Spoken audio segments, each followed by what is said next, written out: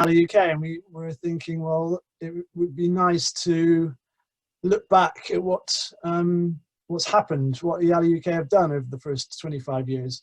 And one of the key touch points each year for ialeUK is our annual conference. Each year, well, majority of years, we hold a conference in which we come together to discuss various topics and issues. People present oral presentations, but also poster presentations. And so what we thought would be good is if we looked at all the abstracts of the submitted presentations and tried to use those to think about any trends or patterns that we might have seen through time. We also conducted a survey, and Chris will talk a little bit more about that. I'll focus on the conferences themselves and what we found from looking at the abstracts. So this is just a table of all of the conferences that we've held from 1992 through to 2017. You can see each conference has a specific theme, might be focusing in on cultural landscapes or heterogeneity, landscape ecology of trees and forests, seascapes. That doesn't mean that the conferences focus solely on those topics, those issues, but there's often more of a preponderance towards those. I'll talk about the number of abstracts that we had in each year a little bit later. We can just look here at the location. We have managed to visit all 4 parts of the UK, although England and Scotland are more represented than Wales and Northern Ireland. And recently we've been kind of moving back and forth between Edinburgh, Manchester and Southern England. Maybe in future we'll start branching out a little bit more if people are interested. So we wanted to address a few questions from these first 25 years. We wanted to think about what trends we might be able to see in the research that's been presented at conferences. We wanted to think about how UK landscape ecology might be similar or different from other parts of the world, given that ialeUK is part of the international association, as Jonathan was saying. And we also wanted to then think about, well, how that's the first 25 years going forward, how might ialeUK help ensure that landscape ecology goes from strength to strength in future. So I'll deal with the first 2 questions, and then Chris will pick up the 3rd question a little bit later. So how do we do this? We looked at all the conference abstracts up until 2012. These were published in hard format. Since 2012, we've been publishing them digitally, and those are all available online if you want to go and have a look at those. I would like to be showing you a hard copy version now, but they're all in my office at work, and I don't have any here, unfortunately. Essentially, a group of 5 or 6 of us went through every single abstract and tried to categorize the abstracts according to these classes that you can see in this table. So we looked at things like the affiliation of the author, the landscape type that was being studied, the organism, methods that were used to study that landscape and organism, the spatial and temporal scales at which the studies were being applied, and then we tried to group some of the concepts that were being considered in the research that's being presented. And so there's a big list here. I won't be able to go through all of these, but you can see things like pattern, process, scale relationships, land use, land cover change, ecosystem services. We tried to kind of look at the research that was being presented, and even if they weren't specifically using these terms, try to group the research into these classes. So that was 914 abstracts in total. We compiled all this information into a database, which is freely available if you want to go and have a look at the data yourself, see if you can find some patterns that we haven't been able to find, or interrogate it and come to different conclusions than we did, then the data are freely available at that top link. And I'll just present a really quick snapshot here. There's much more detail in the paper, which is freely available online. And I've got more figures and charts at this second link here as well. We'll put these slides up online, hopefully, and then you'll be able to click on those. The key figure that we produced from analyzing all of these data is this figure on the right here.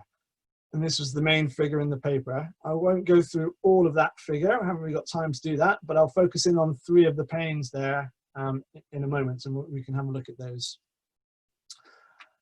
One thing we can look at here more generally is the number of abstracts at each conference through time. So how many presentations were made each year. And you can see initially we started off quite small with less than 20 presentations and talks, increased up to more than 60 through the early 2000s, and then we've dropped back and kind of leveled off at around 40 per conference more recently. And that kind of matches the format of the conference, which is usually 2 days of talks and presentations and posters with a half day or a full day of field trips attached to that. And so we find that for those 2 days, for 20, maybe 20 presentations per day, some of those are posters, works out pretty well. So this is the pattern of the size of the conferences through time. That might be useful to keep in mind, because the actual figures that I want to focus in on are 100% bar charts. So on the vertical axis here, you've got the proportion of the abstracts in that year's conference. So this is kind of normalizing across the total number of abstracts in each conference, just so we can look at the proportion of each presentation or each abstract in that year, so we can compare across time. So across the horizontal axis here, we've got conference year, running from 92 on the left to 2017 on the right. You can see there's a couple of empty gaps in there. That's because we had 3 years where we didn't have a conference. So this is our first set of data. This is the author affiliation. And so this is looking at where are the authors coming from? Are they academic, coming from government, NGO, private organizations?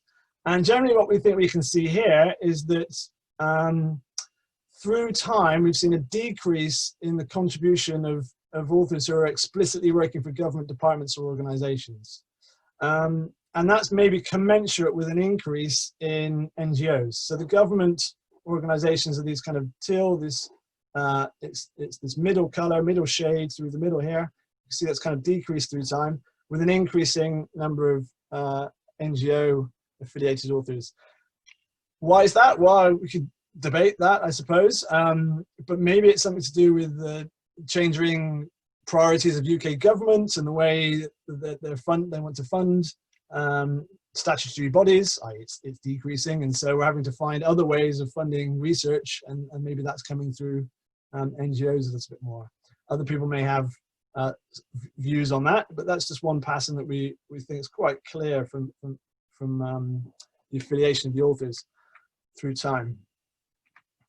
So this is the next plot. This is looking at the methods that we used in each study.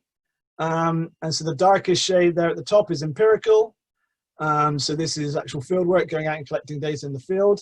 And through time, we can see that's probably decreased as a proportion of the research being presented. So we're seeing a decrease in empirical studies.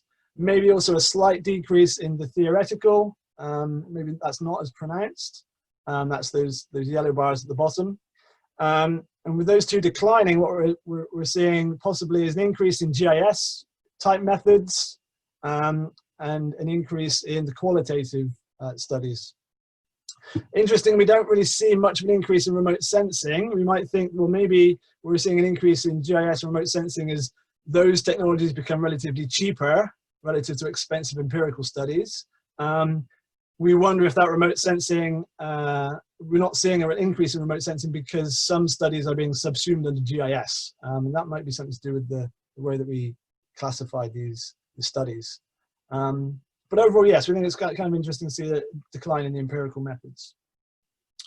And then the third and final plot to have a look at here is a summary of the concepts that people have been presenting and analysing through time. So most frequent concepts that we see are land use, cover change, connectivity and fragmentation, and spatial analysis and modelling. So that's over the entire period. We see an increase in climate change and ecosystem services studies from 0 in the early years up to probably 20% of more recent conferences. which is, just reflects the increase of interest in these issues. Possibly the one thing decreasing that we can see here is connectivity and fragmentation.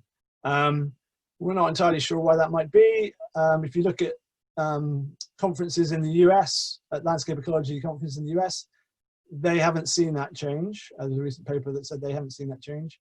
It might be that connectivity and fragmentation are becoming well-recognized concepts. They're being actually just incorporated in general into studies in landscape ecology now, and so they're not being explicitly kind of referenced in abstracts, but that's something else to have a think about maybe.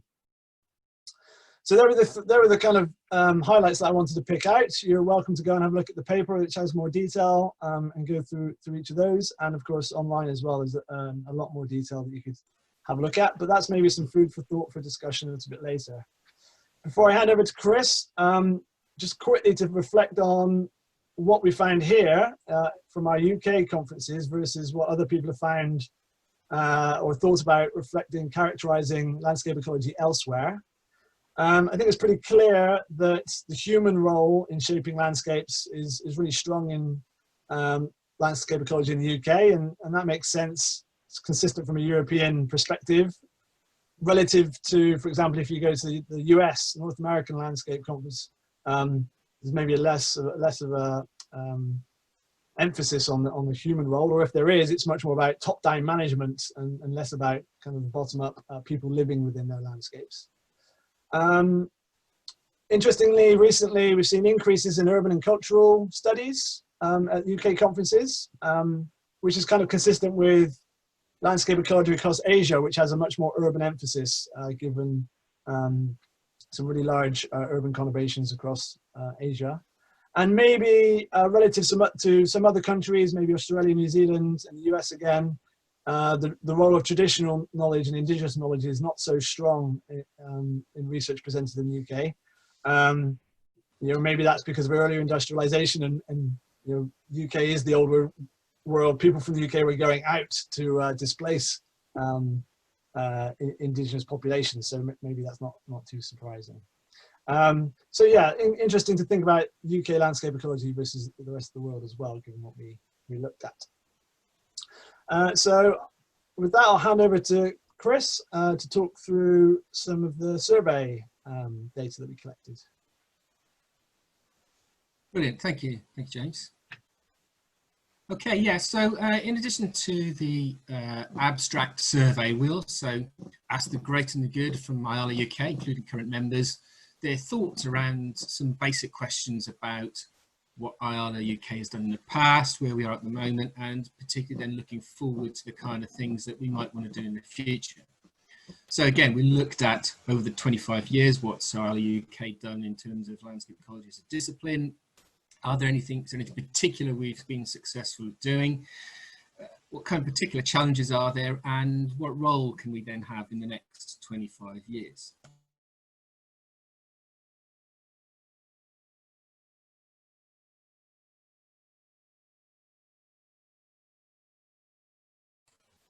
What we actually then saw was some themes emerged. One thing that particularly we came up with again and again was this theme of developing new researchers, particularly those researchers in their early careers, particularly those researchers who are involved with PhD-based study as well. So again, a characteristic kind of statement is, for students, like the fact the annual student event includes training element as well as a forum for networking. So again, we're very keen in what we try and do to make a training element, a training workshop type activity every year for PhD students where everyone gets involved. And again, it's one of those things that actually we think is we do pretty well. So again, we involve our PhD students with organisations of conferences, activities, workshops, and again, in a very friendly, relaxed atmosphere. So hopefully that's something which certainly comes across to anybody who's involving themselves with ialeUK for the first time.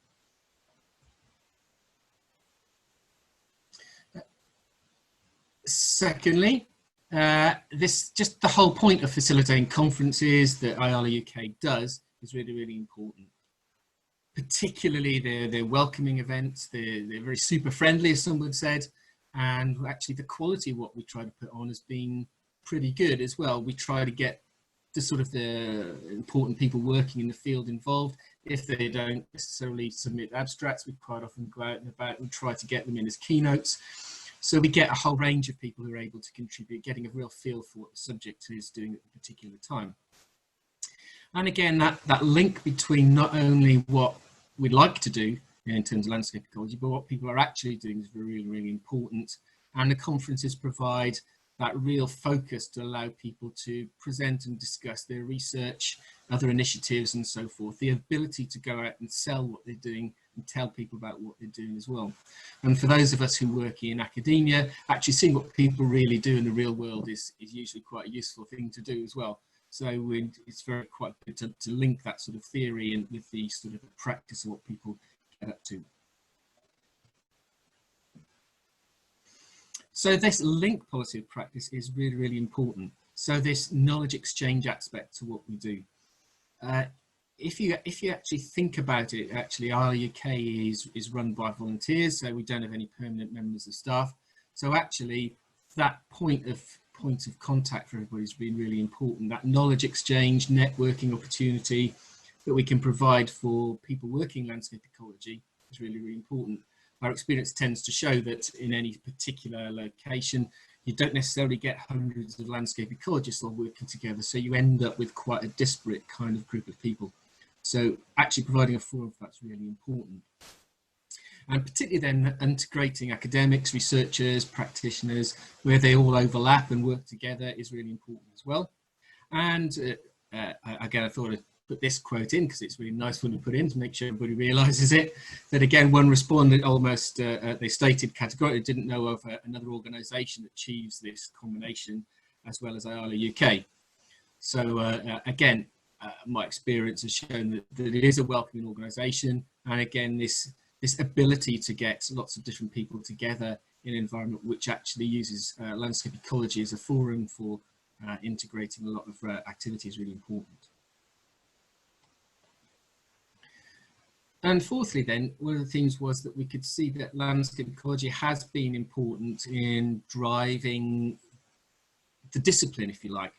And particularly perhaps in some of the early days where you could see there was a lot of organisations who were government-based, actually, so putting that in, enacting those kind of content and making sure it goes into policy has been really important. And actually then setting the scene for the development of the subject, which we now almost take for granted in so much as many of these are now built into many aspects of what we do on a day-to-day basis in ecological conservation, biodiversity management and so forth. So typical comments have included things like the work we've done has supported continual development of landscape ecological science, raising the profile of landscape ecology, which has been really important. And actually within ialeUK itself is kind of quite widely recognised as being pretty active, pretty leading in terms of the chapters and the innovations, the kind of things that we do, and has been doing so consistently over the course of the 25 years, which is important. It hasn't come and gone, which perhaps may have happened elsewhere. But, you know, despite all blowing our own trumpet a little bit and saying things are going really well and what we do is quite good, we also know that there are challenges for us as well. Quite often one of the things that we've noticed and that came across from the responses to the questionnaires was that people on the outside of the landscape ecological community are doing landscape ecology, but they don't really realise that they're doing it. So they're involved with ecosystem services in sustainable management and town planning. They're involved with ecology and biodiversity conservation planning. They're involved with working above a site level, connectivity, fragmentation, linking green spaces and so forth. But actually there's the ability to actually say, well, do you realise you're a landscape ecologist? Opens up a whole new potential for their ability to sort of use different techniques, look at different skills and so forth, which is really important as well. And perhaps, again, one of the most important things is that we need to make more people aware that landscape ecology applies to the work they do. Not just the fact they already do it, but they do realise that actually by taking landscape ecological approaches and looking at some of the techniques and the way in which we look at the world, that actually that can give real added value to the kind of things that they work with. One of the comments people made was that one of the big challenges might be getting more businesses on board and using landscape ecology principles. Again, this idea of getting people aware of that landscape ecology applies to what they do. And that applies not only for planning and so forth, but also for sort of industry, commercial and so forth. So there's opportunities which we can look to do. And so we can therefore show the benefits of a different approach in terms of landscape ecology as well.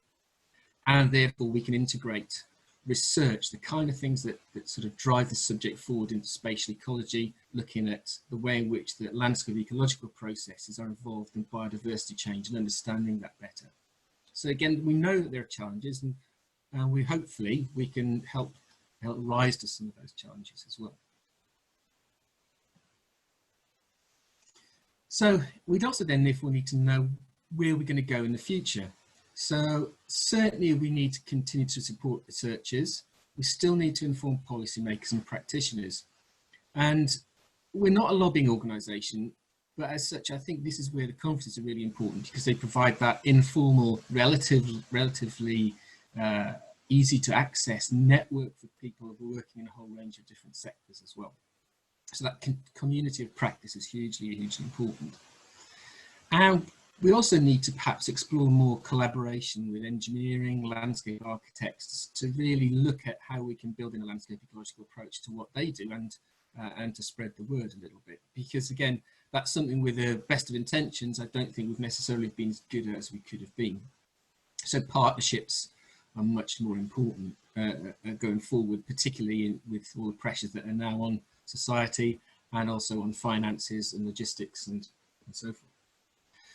So there was a kind of an underlying message that ialeUK does quite a lot of things pretty well, and we need to continue doing that. But there's actually still a lot we can do, and a lot to work on, particularly working with other people. I think this multidisciplinary cooperation. So that's why it was really good to see so many different kind of backgrounds to the participants who've perhaps signed into today's meeting, in order to just perhaps widen that net of people who might be interested in what we do. So to summarise, there were kind of a few trends that we saw. In terms of research, we saw fewer government representatives, we saw a decrease in empirical field-based studies, commensurate with an increase in qualitative work. We saw definite increases in things like climate change ecosystem services, with also a decrease in connectivity fragmentation type studies as well. And from a UK point of view, this development towards a lot more qualitative research, and there's decrease in the focus on connectivity and fragmentation. A lot of early work perhaps was in that connectivity fragmentation side of things, trying to understand what's going on. And one thing that was surprising when we started to unpick the abstract was the absence of the landscape genetic studies. Again, we scratched our heads a little bit about this. And again, our kind of general feeling was that because this tends to be sort of quite specialist, the genetic side of things, we suspect that people working in that area may well be taking their research to more the straightforward ecological type conferences. So perhaps that's something we can look at in the future as a bit of a focus for conference as well. And again, a third trend is that we're looking to an aspiration to improve our collaboration with the landscape related bodies and that kind of thing. So conclusions, we think that based on the data that we collected and the evidence we've got, and from talking to a wide range of people, that there is a healthy diversity in UK landscape ecology that's pretty fairly represented by by what we do in ialeUK. Concept is interesting that the concepts that were advocated, particularly in the early days of ialeUK, have now been brought into mainstream planning, nature conservation policy, the bigger, better, connected, a concept of the Lawton Review and so forth. And this is now taken as read, which is really, really nice thing to happen. So again, I think, whilst we can't take full credit for that, although we'd like to, I suspect we can see our influence perhaps in the way in which that's come about a little bit. But again, as Roy Henging said in 2017 in a keynote presentation at the conference, that landscape ecological knowledge is still not used in decision-making effectively as it might, and that's something which we need to look forward as well. And again, we need to therefore make sure that IALA continues to help ensure that discipline has got a significant role in sustainability and genders, and continue that work over the next 25 years that we managed to achieve over the first 25. So we'd like to acknowledge everybody who's really contributed to a range of our activities over the past 25 years. It was a really interesting delve into what we've done in the past, and through some interesting dynamics as well. And there's been lots of committee members and conference organisers who've given considerable professional, personal time to what we do. And again, we're always interested in people who might be interested in doing things with us and helping out. So don't be afraid to come forward with suggestions and ideas. The full paper citation is then at the bottom of the screen. Again, a whole range of colleagues involved with that. It's available to download from Landscape Ecology. It's open access, so anyone can access it. And the full unputdownable read is available for everybody who wants to do so. You can read it to your heart's content, and tell us if you've found something interesting in the data that we haven't spotted ourselves. So with that, I think that's me done. I can pass it back then to Vanessa, I think it is, who can then take us through the next bit. Awesome, thanks very much, Faith. That was really good. I think we've had a few questions in the chat, but